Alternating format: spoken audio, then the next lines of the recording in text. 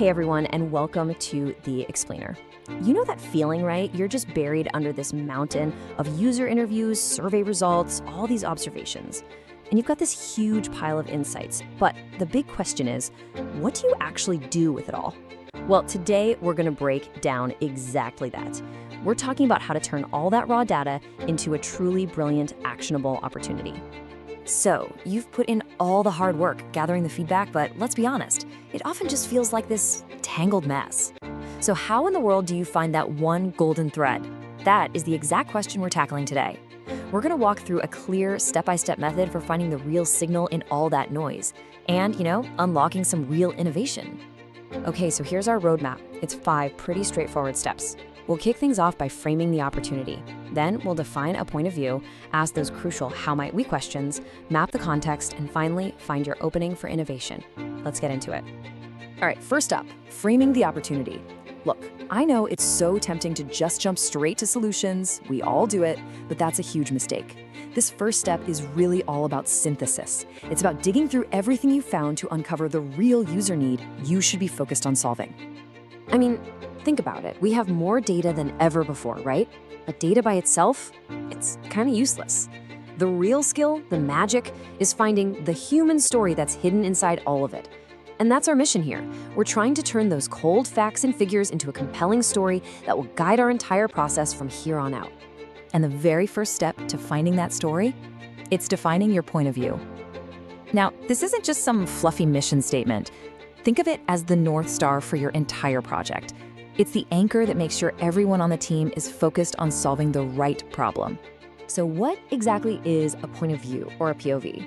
It's actually a pretty simple but incredibly powerful statement, and its whole job is to frame the challenge entirely from the user's perspective.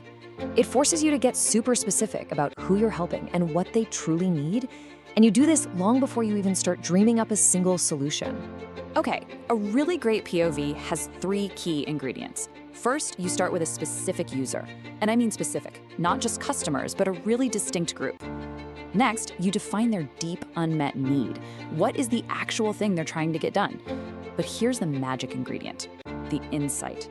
This is your surprising, non-obvious discovery about them and their world. That's what gives your POV all its power.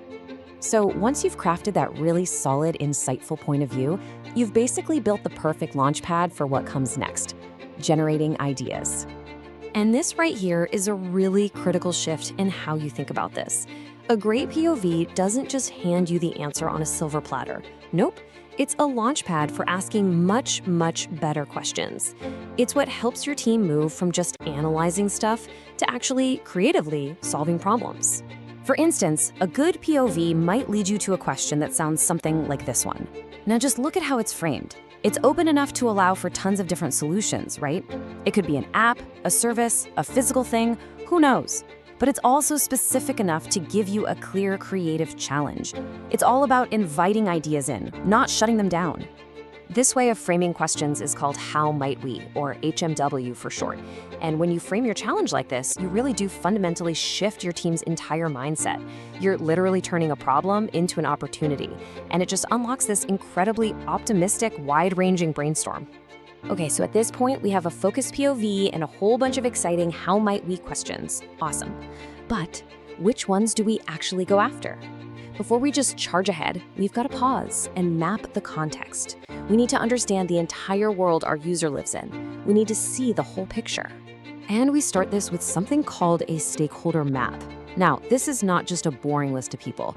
It's a visual web of everyone in every group that's affected by the user's experience. We're talking everyone from their family to the customer support team. You have to understand these relationships if you want to design a solution that actually works in the real world and not just, on a whiteboard. Okay, next up, we zoom in a bit with a customer journey map.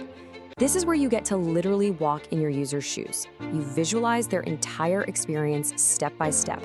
And this is how you find those exact moments of frustration that are just begging for innovation, and also, just as important, the moments of delight that you absolutely have to keep. And finally, after mapping out the people and the process, we zoom all the way back out with a context map. This is where you look at the really big forces at play, things like technology trends, economic shifts, maybe new regulations. Taking this step is what makes sure your brilliant idea doesn't just work today, but that it's still going to be relevant and resilient way down the road. All right, we have done the hard work. We've synthesized, we've mapped, and now it's time for the payoff. This is the moment where all of those pieces finally come together to show you exactly where you should act. This is all about finding your opening. So let's do a super quick recap of the journey so far. We started by defining a razor-sharp, user-centric point of view. We used that to spark a ton of creative how might we questions. And we just finished mapping the entire context to really get a handle on the ecosystem. So we've built this really rich, deep understanding of the user in their world. Now it's time to bring all that insight together and make a strategic call. And the tool that pulls this all together, it's called the Opportunity Map. This is where you synthesize absolutely everything: your core POV, your best how might we questions, and all those key insights from your context maps. It lays out all the potential paths you could take, letting you strategically compare them and choose the one opening that's gonna have the biggest impact. And that's the journey, from a total mess of feedback all the way to a clear, focused opportunity. So I'll leave you with a question to think about for your next project. What problem are you really trying to solve? And whose story do you need to hear first? Because at the end of the day, that human story, that's always the first step to brilliant innovation. Thanks so much for joining me on The Explainer.